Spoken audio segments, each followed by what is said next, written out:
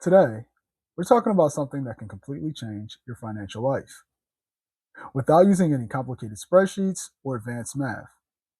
And that's how to do a monthly budget review in simple terms. A lot of people think that a budget is either too stressful or restrictive. But the truth is, doing a monthly budget review can really show you where your money went, what worked, and where to make adjustments for the future. Welcome back to the channel. I'm Joe, a licensed certified public accountant with over 15 years experience in corporate and public accounting. I have an extensive background in accounting, audit, and taxes, and I'm all about helping you take control of your money by living smarter. Be sure to subscribe to the YouTube channel and turn on all notifications. And check out our blog site where we post every Monday, Wednesday, and Friday. If you ever wondered where your paycheck disappeared to, felt stressed out about money, or wanted to save more consistently, then this video is for you. Let's get into it. Let's begin by talking about what is a monthly budget review. A monthly budget review is basically a financial checkup. At the end of each month, you sit down and look at how much money came in, how much money went out, where your money was spent, whether you stayed within your budget, what changes you want to make next month, and that's simply it. The goal isn't perfection, the goal is awareness. Most financial problems happen because people are not paying attention to small spending habits that add up over time. Doing a monthly budget review can really help you to track that spending, reduce any financial stress, and improve your saving habits. It can also help you to prevent from overspending, and it can support your financial goals, whether that's to pay down debt, save for a vacation, build up your emergency fund, or whatever else your financial life goals may be. Let's get into what are the actual steps to perform a monthly budget review. Let's start with step one. The first thing you want to do is to gather all your financial information. This includes any bank statements, credit card statements, bills that you may not have on auto, saving account balances, cash spending records, and budgeting apps or spreadsheets. You want a complete picture of your finances for the month. So you're going to gather all that information and bring it together to sit down and review it. Next, we're going to look at what your monthly income is. Think of your monthly income as the gas in your car. You don't know how far you can drive if you don't know how much gas is in your tank or how much gas you'll need. So, reviewing your income is what we're going to do next. We're going to calculate your total income for the month. This includes any paychecks, side hustle income, freelance works, bonuses, if you receive child support or alimony, and any additional sources. Knowing your total income gives you the starting point for your budget review. Remember, our income is the gas that's going to fuel our car to understand where we can go and how far we can go. Now, it's time to review your spending. So, what we're going to do with our spending is we're going to separate your expenses into categories such as housing, utilities, groceries, transportation, dining out, entertainment, savings, and debt payment.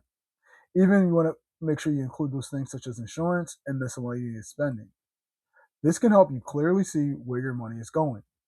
Many people are surprised when they realize how much they spend in a certain category. You could even take it a step further. For me, for instance, I'm a big snacker. So one of my budgeting line items is snacks. So I can see how much I spent on snacks. Now, in this next step, this is where the learning happens.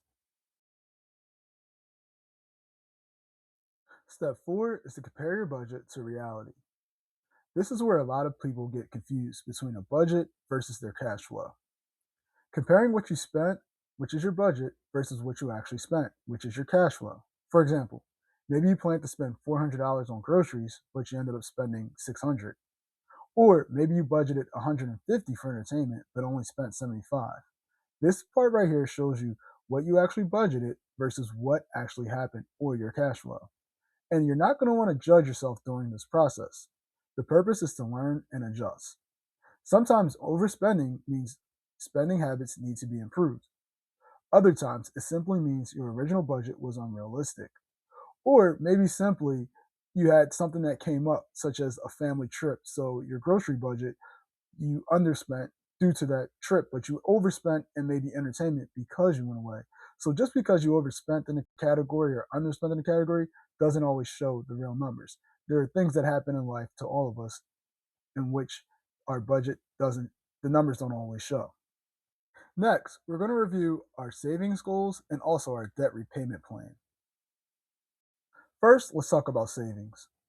Now, when you sit down to do your monthly budget review, the first few questions you're going to ask yourself is, did I contribute to my emergency fund? Did I save for retirement? Did I save for future goals? Even small savings contributions matter. Consistency over time creates financial stability. Even if you can only put away $20 or $10 or even $50, that little bit adds up over time and really helps to go a long way. Now, let's talk about debt repayment. If you have debt, this is an important part of the process.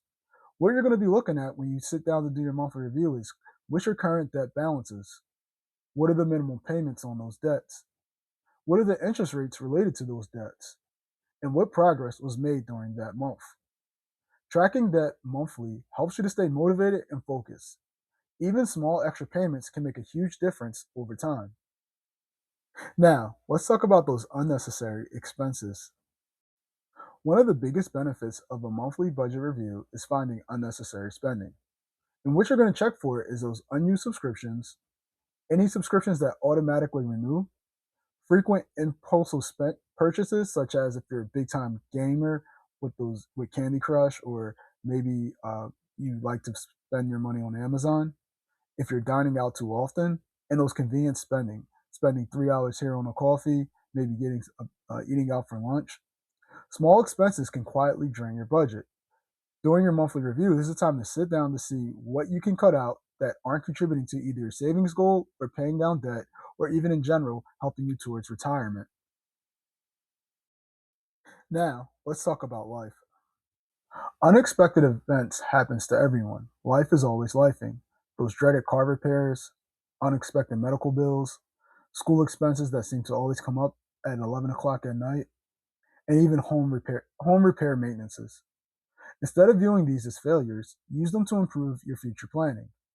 Consider creating a sinking fund where you save small amounts monthly for future expenses. This also includes those expected but unexpected future events, such as holidays, birthdays, anniversaries, back to school shopping, and even those insurance premiums that may be due every 6 months. We often forget to plan today for these events and fail to execute them come the time of these. Goal management plays an important step in reviewing your monthly budget. Before finishing your review, decide what you want to improve next month.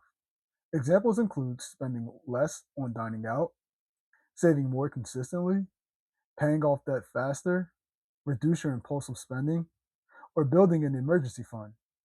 Small improvements every month create big financial changes over time. For example, maybe your goal for next month is instead of buying coffee every day, you're going to make it at home. Saving that $2 to $3 every day from buying coffee can help put money towards your future self. So start today so that your future self can thank you later. So, what's our bottom line today? A monthly budget review doesn't need to take hours. In many cases, you can complete one in 30 to 60 minutes. The key is consistency. Remember, budgeting is not about restriction of your life. It's about making intentional decisions with your money. When you regularly review your finances, you gain clarity, control, and confidence. Well, thank you for watching. And if this video helped you out, be sure to hit the like button and subscribe for more personal financial guidance from a licensed CPA. And be sure to tune in next week where we're talking about budgeting with kid expenses.